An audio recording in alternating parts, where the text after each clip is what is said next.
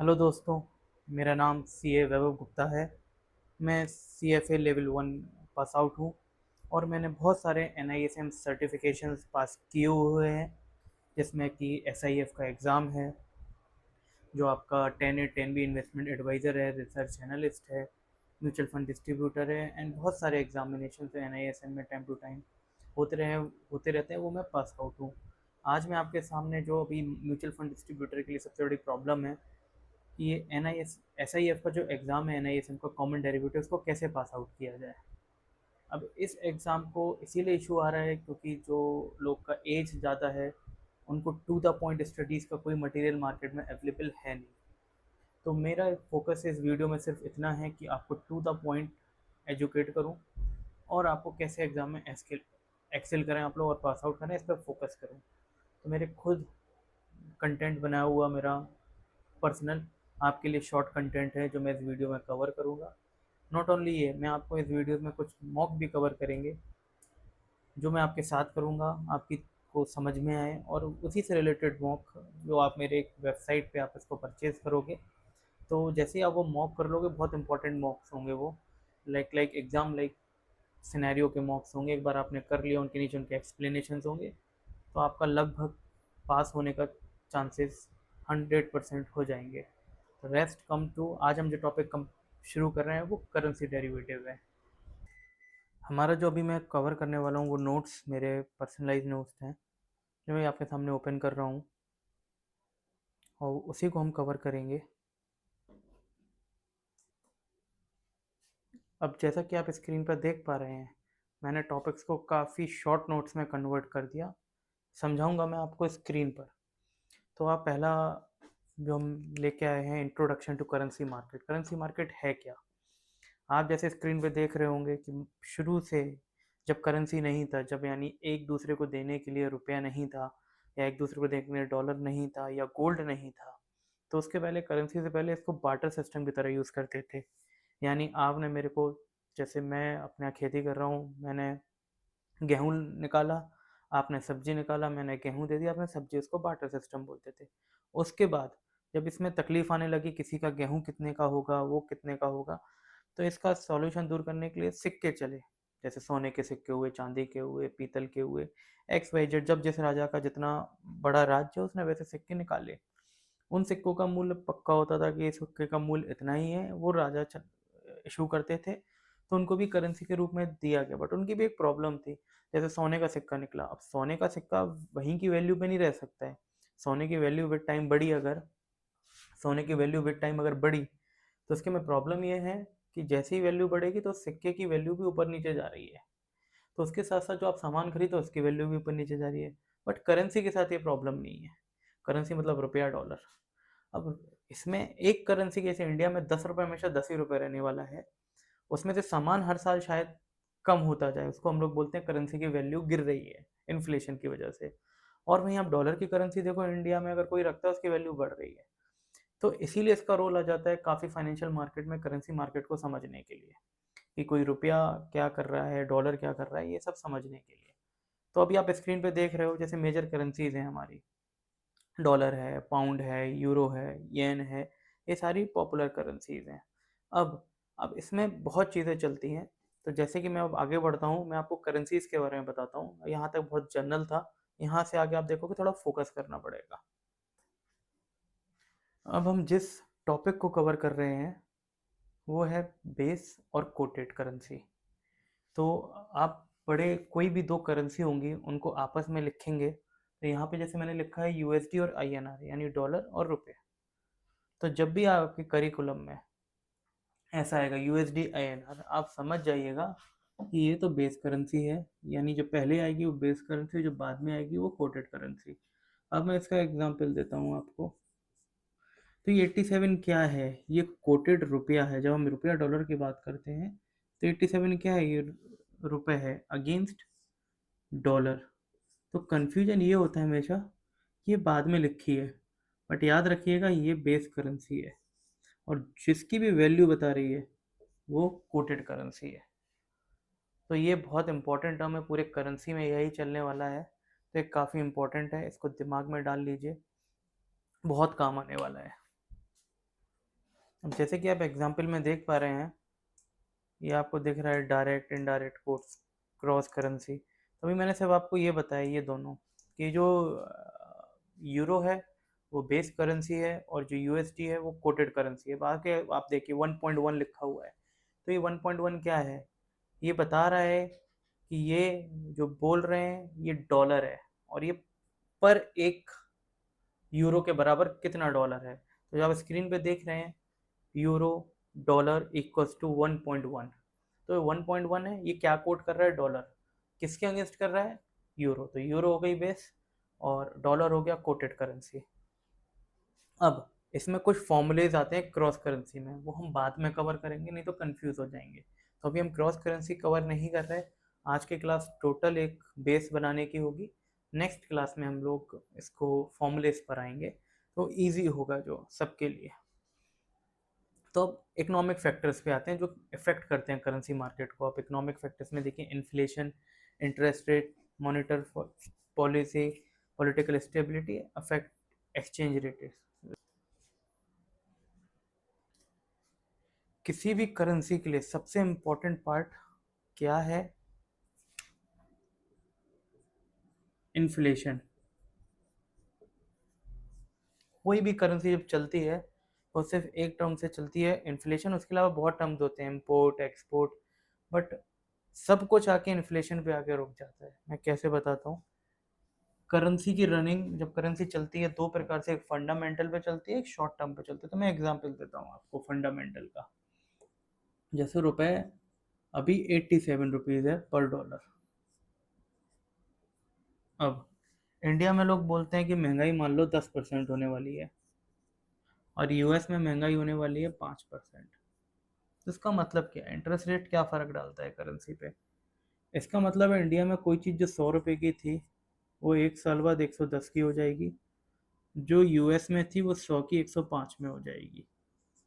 मान लो एक कि आपने एप्पल लिया,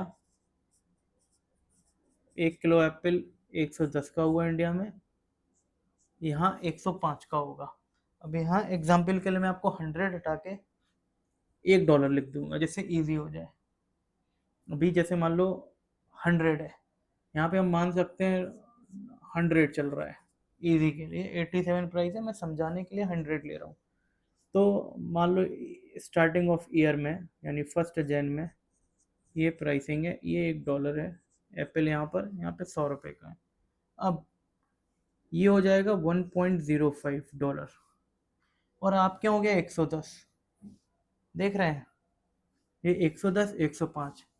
तो इसमें आपको एक मिस प्राइसिंग लग रहा होगा, मिस प्राइसिंग के इसमें कुछ मिस प्राइसिंग नहीं है। डॉलर का भाव अपने आप निकल गया कि ईयर के एंड में क्या होगा, ये एवरेज पूरी सारी कमोडिटी का कर लो आप, वो ऑटोमेटिक चलता है। बट तो नया रेट क्या निकल के आएगा आपका, 110 डिवाइडेड बाय 1.05। आप लोग करें, आपको आंसर मिलेगा इसका। आप लोग ने टोटल किया होगा, ये आया होगा 104.76। इसका मतलब क्या है, करेंसी जो 100 रुपये में देश में चल रही थी वो अपने आप 104 में हो गई। सिंपल। अगर अमेरिका अपना इन्फ्लेशन अच्छा कंट्रोल करता है इंडिया से, तो करेंसी अपने आप वो इफेक्ट दिखा देती है। पूरी दुनिया में अगर आप ड्यूटी हटा दो, टैक्स हटा दो और ट्रांसपोर्टेशन हटा दो, तो जो भाव इंडिया में होना चाहिए वही भाव इक्विवेलेंट यूएस में होना चाहिए। ऐसा नहीं है, डॉलर है तो बहुत पावरफुल है। अगर $1 में एक एप्पल मिलता है और 100 रुपये का भाव है, तो इंडिया में 100 रुपये में मिलेगा। टैक्सेस वगैरह की दुनिया आप हटा दे, तो अगर टैक्सेस, ये ट्रांसपोर्टेशन कॉस्ट, ये सब, अगर कहीं एप्पल ज़्यादा जा रहा है ट्रांसपोर्टेशन तो वहाँ ज़्यादा लगता है। तो ये सब चीज़ें, तो ये मैंने आपको बताया फंडामेंटल रीज़न कैसे काम करती है करेंसी। अब इसमें और भी चीज़ें आती हैं। शॉर्ट टर्म में क्या आता है, import export. For example India के पास कोई डॉलर रिजर्व नहीं है, इमेजिन करिए, और इंडिया को अपना तेल मंगाना है, तेल मतलब क्रूड ऑयल मंगाना है। वो crude oil for example $100 million का आ रहा है। अब इंडिया के पास चूंकि कोई रिजर्व है नहीं, तो इंडिया को ये $100 मिलियन चाहिए।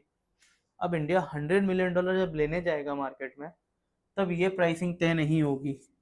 वो इफेक्ट आ जाएगा करेंसी पे ऑन अ लॉन्गर टर्म, मैं बताता हूँ कैसे। बट इंडिया को अगर कोई चीज़ 100 की नहीं 102 में मिल रही है क्योंकि तेल तो खरीदना है, तो उस दिन रेट 102 हो जाएगा शॉर्ट टर्म। इम्पोर्ट एक्सपोर्ट मान लो ज़्यादा डॉलर आ गया तो इंडिया हो सकता है 99 में ही करे ये काम। तो ये इम्पोर्ट एक्सपोर्ट एक चीज़। दूसरा होता है यूएस के रेट्स होते हैं, बॉन्ड रेट होते हैं यूएस के, कभी भी सुनोगे आप, या यूएस का जो इंटरेस्ट रेट होता है। फॉर एग्जांपल यूएस ने मान लो अभी बहुत रिसेंटली बहुत शार्प राइज इसके इंटरेस्ट रेट और अप टू मान लो 4.5% तक कर दिए। इंडिया में ये रेट ऑफ इंटरेस्ट 6% है, इंडिया में ये 6% है। तो इस केस में क्या होता है, मान लो यूएस ने 4.5 से बढ़ा के 5% कर दिया, तो इस केस में होगा क्या, शॉर्ट टर्म इमीडिएटली इंडिया से लोग अपना पैसा लेंगे, कहेंगे यार रुपये में 6% मिल रहा है और डॉलर की करेंसी में 5 मिल रहा है, तो अच्छा ये होगा कि मैं डॉलर जैसी पावरफुल करेंसी में 5 लूँ, ना कि इंडिया जैसी एक करेंसी में जहाँ 6% मिल रहा है। तो लोग इस केस में करेंगे कि अपना पैसा लेंगे, पैसे से वापस उस पैसे से डॉलर खरीदेंगे, तो डॉलर में एक आर्टिफिशियल आप देखेंगे कि एक इन्फ्लेशन आ रहा है, उस वजह से डॉलर का भाव ऊपर जाएगा, उसका उल्टा हो जाए। अब मान लो यूएस के rate of interest cool down हो जाए, ये कूल डाउन, ये मैं आपको बता रहा हूँ शॉर्ट टर्म इफेक्ट। इसका लॉन्ग टर्म इफेक्ट यहाँ आता है, मान लो अब ये 5% का रेट किया यूएस ने, अगर 5% किया उनके यहाँ इन्फ्लेशन आएगा, इन्फ्लेशन आएगा तो कहानी यहाँ आने लगेगी लॉन्ग टर्म में। एक साल में उनका इन्फ्लेशन बढ़ा, यहाँ पे भी 10, यहाँ पे भी 10, कोई करेंसी में लॉन्ग टर्म में ज़्यादा फर्क दिख नहीं रहा है। तो करेंसी का फर्क दो चीज़ों में बहुत दिमाग में है। लोगों को ये पता है, हो सकता है ये नहीं पता है, ये नहीं पता है, ये पता है। Currency works on both parameter, short term as well as long term. दो चीज़ें दिमाग में है, करेंसी क्लियर है। तो यहाँ पर यूएस ने अपना रेट ऑफ इंटरेस्ट बढ़ाया, उनकी करेंसी पावरफुल होगी। यूएस ने अपना रेट ऑफ इंटरेस्ट कम किया, उनकी करेंसी डाउन हो जाएगी short term, but longer term के लिए उनकी करेंसी के लिए अच्छी है। क्यों? क्योंकि उनका इन्फ्लेशन कम हो जाएगा। ये चीज़, क्योंकि पूरे फाइनेंस में हर चीज़ एक दूसरे से कनेक्टेड है। तो अभी मैं शॉर्ट टर्म या लॉन्ग टर्म साथ में इसीलिए लिखे क्योंकि ये दोनों एक दूसरे कॉन्ट्राडिक्टरी काम करता है करेंसी में। बहुत कम जगह ऐसा होता है कि लॉन्गर और शॉर्ट टर्म कॉन्ट्राडिक्टरी की तरह काम करता है। अब यहाँ पे 5%, अब मान लो इंडिया अपना 6% की जगह 10% कर दे, फॉर एग्जाम्पल 10%, तो इनको फायदा क्या होगा इंडिया को? जैसे लोग कहेंगे अरे यार इंडिया का गवर्नमेंट बॉन्ड पे 10% मिल रहा है, डॉलर से निकालो इंडिया में लगाएंगे। बट जैसे इंडिया 10% करेगा तो बैंक के रेट ऊपर जाएंगे, ब्याज का रेट ऊपर जाएगा, इंटरेस्ट ज़्यादा लगेगा, वापस इन्फ्लेशन आ जाएगा, इन्फ्लेशन आएगा तो वही चीज़ 100 रुपये 120 में मिलेगी, अगेन कूल डाउन हो जाएगा। मुझे लगता है ये कॉन्सेप्ट क्लियर है, तो करेंसी क्लियर होने के बहुत चांसेस बढ़ गए आप लोग के। अब अगर आप यहाँ आए तो मैंने इन्फ्लेशन बात की, इन्फ्लेशन से इंटरेस्ट रेट कनेक्टेड है, मैंने वो भी कलेक्ट किया। मॉनेटरी पॉलिसी, सरकार बोलती है कि मॉनेटरी पॉलिसी की देश में, फॉर एग्जांपल मॉनेटरी बोलती है कि हम देश में कर्ज लेंगे, कर्ज लेंगे और उससे एक्सपेंशन करेंगे। तो कर्ज लेके एक्सपेंशन करने का मतलब क्या है कि हमने कर्ज लिया, उससे एक्सपेंशन किया, देश में इन्फ्लेशन जाएगा। कभी भी सुनते हो करंट अकाउंट डेफिसिट बढ़ता है तो करेंसी पे प्रेशर आता है। क्यों आता है? आपने कहीं से उधार लिया, अपने देश में खर्चा किया, आपने एक आर्टिफिशियल फ्लो लाया अपनी करेंसी में, अपने मार्केट में, उससे आपने क्या किया, विदेशों से मान लो डॉलर लाए, शॉर्ट टर्म में क्या होगा, आपने डॉलर बेचा, रुपया खरीदा, डॉलर नीचे आएगा। लॉन्गर टर्म में इसका इशू क्या होगा, आप अपने देश में एक नया पैसा लेके आए, उससे आपकी चीज़ें महंगी होंगी, महंगी होंगी तो अगेन करेंसी बढ़ेगी। तो लॉन्गर टर्म हमेशा प्रिवेल करता है इंडिया में, लॉन्गर टर्म हमेशा जीतता है। जैसे करेंसी लगातार इंडिया की डेप्रिशिएट हो रही है, क्यों? क्योंकि इंडिया में हमेशा इंटरेस्ट रेट, इन्फ्लेशन रेट, क्योंकि इन्फ्लेशन रेट से इंटरेस्ट रेट बना है, इंटरेस्ट रेट वापस यूज किया जाता है इन्फ्लेशन रेट को कम करने के लिए। बहुत अच्छी चीज़ है, कोई सोच है। इन्फ्लेशन रेट से इंटरेस्ट रेट आता है, बट वापस उसी इंटरेस्ट रेट को यूज करते हैं इन्फ्लेशन कम करने के लिए। वो मैं आपको एक्सप्लेन करूंगा कैसे करते हैं। फॉर एग्जाम्पल मैं बता भी देता हूँ, जैसे इंडिया में इन्फ्लेशन 6% है, अब ये हो गया 8%, देश में तबाही आ रही है, मान लो कुछ भी हो रहा है, 8% हो गया। अब गवर्नमेंट क्या करेगी, इन्फ्लेशन है, अब इन्फ्लेशन से ऊपर चलता है, मान लो यहाँ चलता था 8% रेट ऑफ इंटरेस्ट ROI, यहाँ चलने लगा है 10%। अब गवर्नमेंट एक वो लेके आएगी कि आज हम रेट बढ़ाते हैं, और एकदम से गवर्नमेंट कहती है इसको कंट्रोल में करने के लिए हम 12% करते हैं। अब गवर्नमेंट ने जैसे ही बोला हम 12% करते हैं, मार्केट में चीज़ें अपने आप स्लो डाउन होगा, ग्रोथ कम होने लगेगी, लाइक लोग लोन कम लेंगे बैंक से, तो अपने आप मार्केट में पैसा जा नहीं रहा है, तो उससे क्या होगा, इन्फ्लेशन कूल डाउन होगा, वो आने लगेगा 7%, 6%। गवर्नमेंट भी कहेगी धीरे धीरे हम भी कम करते हैं 10%। तो जब भी होता है सुनते हो, सेंट्रल बैंक आ रहा है, बता रहा है कितना रेट होगा, वो पहले ये देखता है, मार्केट इन्फ्लेशन मार्केट बनाता है, बट उसको कंट्रोल इस टूल से कर सकते हैं। ये टूल इंडिपेंडेंट नहीं है, ये टूल अपने आप कनेक्टेड है इससे, बट ये मार्केट डिटरमाइंड है, बट इसको कंट्रोल करने का हथियार ये है सेंट्रल बैंक के पास। हमारा पहला टॉपिक चैप्टर कवर हो गया, बेसिक्स करेंसी मार्केट क्या है। दूसरे में आते हैं हम कि अगर आप देखेंगे दूसरा कि फॉरेन एक्सचेंज डेरिवेटिव। अब फॉरेन एक्सचेंज डेरिवेटिव लाइक क्या टाइप्स के होते हैं, कैसे टाइप्स के होते हैं। फॉरेन एक्सचेंज डेरिवेटिव चैप्टर 2 है, इसमें क्या डेफिनेशन है, ये सब चीज़ें मैं आपको बहुत ईजिली जल्दी जल्दी बताऊंगा। डेरिवेटिव क्या होता है, कोई भी चीज़ का डेरिवेटिव। फॉर एग्जांपल आप लाइक निफ्टी चल रहा है, मैं आप सोच के चल रहा हूँ, आप लोगों को निफ्टी पता है क्या होता है, 50 स्टॉक का एक वो होता है। फॉर एग्जांपल 25,000 पर चल रहा है निफ्टी, आज 25,000 पे चल रहा है निफ्टी। अगर मुझको निफ्टी के अगेंस्ट एक मैंने प्रोडक्ट बनाया, फ्यूचर निफ्टी, इसका प्राइस चल रहा है 25,000, इसकी डेट होगी फॉर एग्जांपल मैं लिख देता हूँ 30 सितंबर 2025। अब इस पे लगभग चल रहा होगा 25,200 का प्राइस। ये फ्यूचर क्या कर रहा है, जैसे जैसे निफ्टी बिहेव करेगा वैसे वैसे ये फ्यूचर बिहेव करेगा। क्यों बिहेव करेगा फ्यूचर, क्योंकि ये इसके अंडरलाइन है, इसको डेरिवेटिव बोलते हैं। डेरिवेटिव कहाँ से आया है, किसी भी चीज़ को लेके जो प्राइसेस चल रही हैं वो डेरिवेटिव। मन में आता है डेरिवेटिव बना ही क्यों है, ये क्यों नहीं बना, ये होता है ओरिजिनल चीज़। फॉर एग्जांपल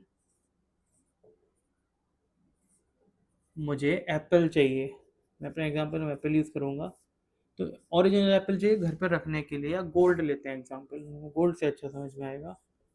आपने गोल्ड लिया, आपको लगता है कि गोल्ड का प्राइस ऊपर जाएगा, आपने गोल्ड ले लिया, अपने घर में 1 किलो गोल्ड ले लिया। अब आपको क्या लगता है प्राइस ऊपर जाएगा, बट मुझे ये 4 दिन के बाद निकालना है। तो अभी आपका पास सिनेरियो क्या बनता है, पहले आप जाके गोल्ड खरीदो, अपने पास रखो, 4 दिन बाद प्राइस बढ़े उसको बेचो जाके। मार्केट में इसी का फ्यूचर ट्रेड होता है, ये कॉन्ट्रैक्ट है। आपने बोला 30 सितंबर तक का कॉन्ट्रैक्ट लेता हूँ, फॉर एग्जांपल इसका प्राइस था मान लो 1 लाख, 1,10,000 इसका प्राइस है। तो आपने क्या किया, इसको 1,11,000 1,11,000 में खरीदा फ्यूचर को, rather देन 1,10,000 में रियल गोल्ड। तो आपको 1,000 दे रहे हो ना, इधर आपको पूरे पैसे देने पड़ते हैं। फॉर एग्जांपल यहाँ आपको 1,10,00,000 देने पड़ेंगे, यहाँ आपको हो सकता है 6 लाख के 8 लाख रुपए देना पड़े। ये मार्जिन मनी डिपॉजिट होता है, जो मैंने 8 लाख बोला, ये on the percentage of 2-3 margin लगते हैं। एक इनिशियल मार्जिन लगता है मार्केट में, एक वार मार्जिन लगता है, एक M2M मार्जिन लगता है। वार मतलब वैल्यू एट रिस्क, तो वो मैं पढ़ाऊंगा आपको, मॉक्स में कवर कराऊंगा कि ये क्या मार्जिन से लगते हैं।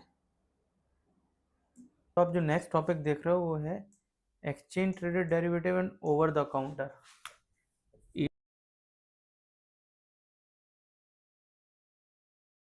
ETD versus over the counter.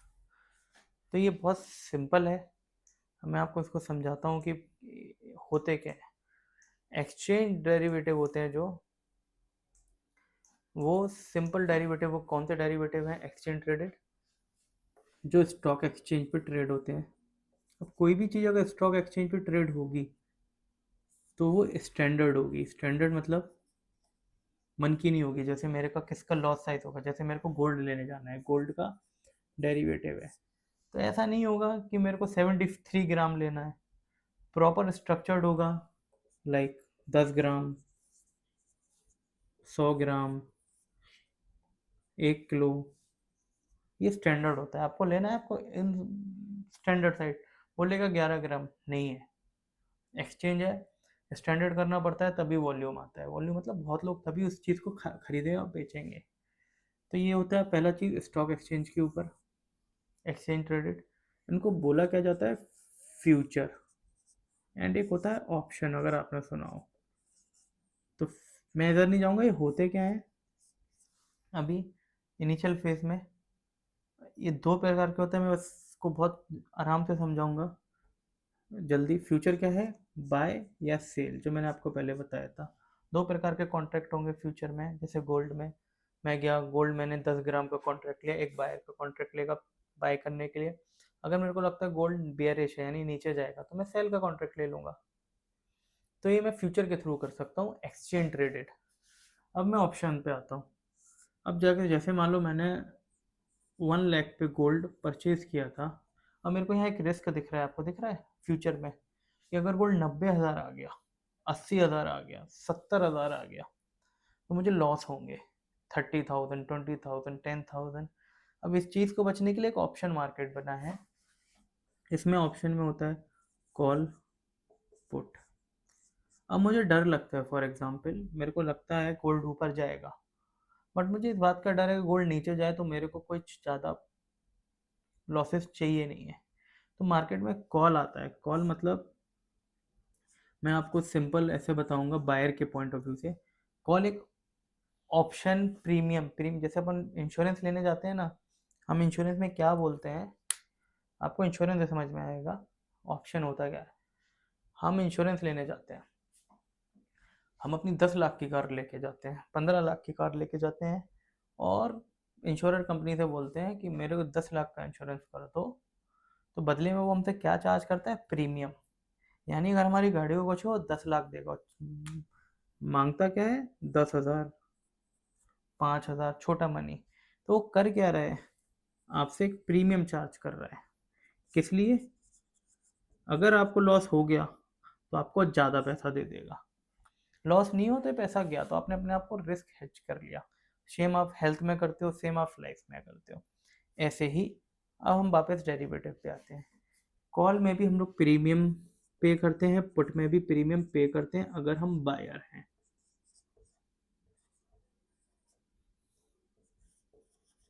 इसमें क्या हमने बाय किया, हमने जब हमने कॉल में बाय किया, मान लीजिए 1 लाख का मैंने कॉल ऑप्शन लिया। ये सारा किसी एक डेट तक रहता है, फ्यूचर का कॉन्ट्रैक्ट कोई डेट तक रहता है। एग्जाम्पल ले लीजिए 30 सितंबर तक है। ये में जब हम लोग मॉक करेंगे ना, तब आपको ज़्यादा समझ आएगा, या मैं आपको मॉक कवर कराऊंगा। तो मैं आपको विथ एग्जाम्पल से कवर कराऊंगा, तो आपको ज़्यादा समझ आएगा। और वापस ये ऑप्शन भी एक डेट तक रहते हैं, मान लीजिए 30 सितंबर तक है। अब मैंने 1 लाख का प्रीमियम, 1 लाख का कॉल ऑप्शन बाय किया। स्ट्राइक प्राइस मतलब किस प्राइस का, 1 लाख का, उसमें मान लो मैंने प्रीमियम दी फॉर एग्जांपल 1,000। अब ये 1,000 जो प्रीमियम है, जो 1,000 प्रीमियम है, ये क्या प्रीमियम डिनोट करता है, मैंने ये 1,000 रुपये दिए, किसको दिए, जिसने ऑप्शन सेल किया। मैंने उससे एक ऑप्शन ले लिया, मेरे पास अब एक ऑप्शन आ गया जैसे मैंने बाय किया।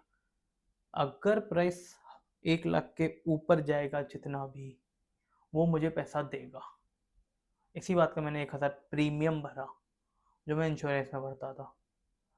अगर 1 लाख के नीचे कितना भी चला गया, मैं कुछ नहीं दूंगा, ये मेरा प्रीमियम था, मैंने अपने को इंश्योर्ड कर लिया था, समझ सकते हो, 1 लाख के नीचे कॉल बाय करके। तो कॉल बाय करने में हम कहाँ के इंश्योरेंस मिल जाता है हमको, अनलिमिटेड प्रॉफिट ऊपर का और नीचे का सिर्फ यही लॉस। इसका ऑपोजिट है पुट। अगर मान लो मेरे को लगता था 1 लाख रुपए से नीचे जाना है गोल्ड, दो ऑप्शन थे, या तो फ्यूचर सेल कर दूं, बट इस केस में एक रिस्क है। अगर गोल्ड गलती से 2 लाख टच हो गया, 1.5 लाख टच हो गया किसी स्पेन ऑफ टाइम में, तो हमको बहुत लॉसेस होने वाले हैं। बट अगर किसी को लगता है कि नहीं, वो लॉसेस नहीं झेल सकता, वो आएगा वापस, मान लो उसमें प्रीमियम है 900 का, अगेन 1 लाख में, तो वो आगे बोल सकता है, अगेन यहाँ पे भी बाय करेगा ऑप्शन। ऑप्शन बाय करने का पैसा, मतलब मेरे पास कोई एक नया ऑप्शन आ गया, ऐसा मान लो, वर्ड का ही मतलब है ऑप्शन, मेरे पास कोई एक अधिकार आ गया, एक राइट आ गया, तो उस राइट के बदले मैंने कोई पैसा दिया 900। ये 900 क्या है, सुनो भाई, 1 लाख के नीचे जितना जाएगा मुझे पैसा चाहिए। अब उसके ऊपर चाहे जितना जाएगा मैं नहीं जानता, मेरे को तो 900 रुपये देना था, मैंने दे दिए। ऑप्शन बायर और सेलर। सेलर अपना हक खोता है, सिर्फ ये कमाता है। जैसे इंश्योरेंस कंपनी अपना हक खो देती है, आपको हेल्थ इंश्योरेंस दिया, जो प्रीमियम है अब वो अपना हक खो गई, अब उसको जो भी लॉसेस आएंगे एक लिमिट तक वो आपको पे करेगी। यहाँ पर भी ऑप्शन सेलर ने अपना हक खो दिया है पैसा लेते हुए, उसको जितना प्रॉफिट आएगा आपको देना है, लॉस में उसको बस आपसे यही मिलना था और यही मिला। मैं बस आपको बताना चाह रहा था होते क्या हैं दोनों चीज़ें। ओवर द काउंटर क्या होते हैं, जैसे नाम से क्लियर है, OTC, over the counter. Over the counter का मतलब होता है कि एग्जाम्पल दिमाग में रखना, एक काउंटर है, काउंटर के एक बंदा यहाँ खड़ा है, एक बंदा यहाँ खड़ा है। एक्सचेंज में ओवर द काउंटर नहीं है, इसमें मार्जिन देते हो आप एक्सचेंज को कि मेरे को ये काम करना है, हम एक्सप्लेन करेंगे, अभी मैं सिर्फ जिस्ट दे रहा हूँ छोटा छोटा। ओवर द काउंटर में हम लोग क्या करते हैं, इसमें बोलते हैं फॉरवर्ड। जैसा फ्यूचर में होता है ना, सेम फॉरवर्ड काम करता है। आप गए, आपको लगता है आपको $1 लाख की ज़रूरत है, मान लीजिए 30 सितंबर को ज़रूरत है, तो आप बैंक के पास जाओगे, बोलोगे आज भाव चल रहा है फॉर एग्जांपल डॉलर का 87 रुपीज़, बैंक से बोलोगे मेरे को $1 लाख दे देना 30 सितंबर को, प्राइस आज बता दो। यही तो हो गया एक तरीके का, प्राइस आज बता दो का मतलब उसने प्राइस मान लो आपको 88 बताए, तो अगर मान लो 30 9 को प्राइस 92 हो गए, 93 हो गए, तो आपको प्रॉफिट मिल रहा है ना, कि आपको तो 88 में प्राइस तय हो गया था, अब 92 हो गया, तो आपको ₹4 मिलेंगे, आप बैंक से लेके मार्केट में बेच दो। और इन केस 87 से घट के 83 हो गया तो आपको नुकसान हो गया, जो चीज़ आपको 83 में मिल सकती थी आज आपको 88 में मिल रही है। तो फॉरवर्ड ये होता है, फॉरवर्ड होता है आपने 1 to 1 डील करी, ये स्टैंडर्डाइज नहीं होती है जैसा यहाँ होता है, क्योंकि यहाँ तो लाखों लोग काम कर रहे हैं। यहाँ मैं उठा के बैंक को फ़ोन करता हूँ, हेलो बैंक, मेरे को $1 लाख चाहिए, मेरे को $2 लाख चाहिए, मेरे को 5, मेरे को रेट दो। बार्गेनिंग होती है, नेगोशिएशन होता है, यहाँ तो जो रेट आता है उन्हीं रेट में काम करना है। यहाँ नेगोशिएशन होती है, सामने वाला समझता है बैंक के पास कितना फॉरवर्ड का रेट होगा, क्या होना चाहिए, क्या प्रीमियम लगना चाहिए, सारा सिनेरियो लगाते हैं, उसके बाद वो एक डील लॉक हो जाती है। इस डील में एक रिस्क होता है, काउंटर पार्टी रिस्क, मैं आपको बता रहा हूँ, क्योंकि ट्रस्ट भी होता है फॉरवर्ड। जैसे मैं अपना इंटरनेशनल, जब मैं बाहर काम करता था, मैंने किसी को फ़ोन किया बैंक को, अब बैंक ने मेरे से वर्ड पे ट्रस्ट किया है कि मैं 30 तारीख को दूंगा, क्योंकि मैं बैंक के संग बिजनेस आगे करना चाहता हूँ। यहाँ पे मार्जिन जमा होते हैं, बट यहाँ पे काउंटर पार्टी रिस्क रहता है, आपके बहुत मौक में आएगा। कहाँ रहता है काउंटर पार्टी रिस्क, यहाँ नहीं रहता। बैंक यहाँ ट्रस्ट कर लेता है, बैंक नहीं करेगा डिफॉल्ट, कस्टमर डिफॉल्ट कर सकता है। मान लो बहुत बड़ा पोजीशन हो गया और बहुत बड़ा रिस्क हो गया, 87 की जगह सीधे 78 आ गया, बहुत बड़ा हो गया, कोई कंपनी बहुत मुश्किल है उसका चलना नहीं चलना, हो सकता है वो अपनी वर्डिंग पूरी नहीं कर पाए, वैसे 99% केसेस में होती है वर्डिंग पूरी, क्योंकि ये रोज के रिलेशंस के काम है, बट 1% चांसेस हैं, उसी को काउंटर पार्टी रिस्क बोला गया। तो फॉरवर्ड सेम एज फ्यूचर है, डिफरेंस क्या है, ये स्टैंडर्डाइज है, ये कस्टमाइज है। $1 लाख क्या, 1 लाख $1,000 का ले लो, 1 लाख दो है, तो आपस में बात होके हो रहा है ना, तो स्टैंडर्डाइज नहीं है, ये कस्टमाइज है। दूसरा इसमें काउंटर पार्टी रिस्क है, इसमें नहीं है, दूसरा फर्क। अब ऐसे ही एक ये आता ओवर द काउंटर फॉरवर्ड, एक और बचा, उसको बोलते हैं हम लोग स्वैप। ये भी बहुत ईजी चीज़ है, ये स्वैप इंटरेस्ट रेट में ज़्यादा काम आएगा आपके, जब इंटरेस्ट रेट डेरिवेटिव एक और उसमें का आएगा, मैं वहाँ कवर करूँगा। बट ये भी बैंक के साथ बात करके होता है, स्वैपिंग होती है दो चीज़ों की, मैं एक चीज़ बैंक से लूँगा और एक चीज़ बैंक को दूंगा, ये मैं तब कवर करूँगा। बट अभी के लिए बता देता हूँ कि यहाँ पर क्या है, मेनली फ्यूचर ऑप्शन, यहाँ पे फॉरवर्ड, एक चीज़ स्वैप रह गया है आपका। मैं बता देता हूँ सब आपको विद इन 30 सेकेंड्स क्या होता है। मान लीजिए मेरा बैंक में लोन है, मेरा बैंक में लोन है फॉर एग्जांपल $1 लाख का,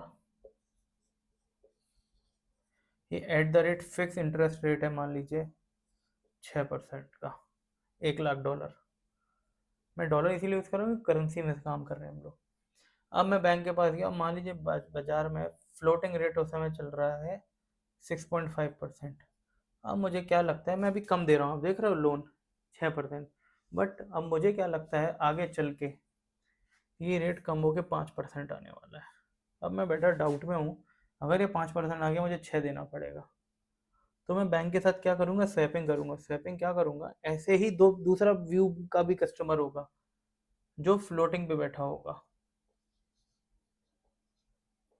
वो एक केस क्या सोच सकता है, यार यार आज मैं 6.5 दे रहा हूँ, देखो ये तो 6 ही दे रहा है, मेरे को फिक्स्ड में कन्वर्ट कर लेना चाहिए, मुझे अपने को फिक्स्ड में कन्वर्ट कर लेना चाहिए। फिक्स्ड में कन्वर्ट करने का मतलब कि जो फ्लोटिंग वाला कस्टमर है सोचेगा यार ये अभी मैं 6.5 पे कर रहा हूँ, मेरे को 6 पे करना चाहिए, तो वो क्या करेगा, मुझे फिक्स्ड दे दो।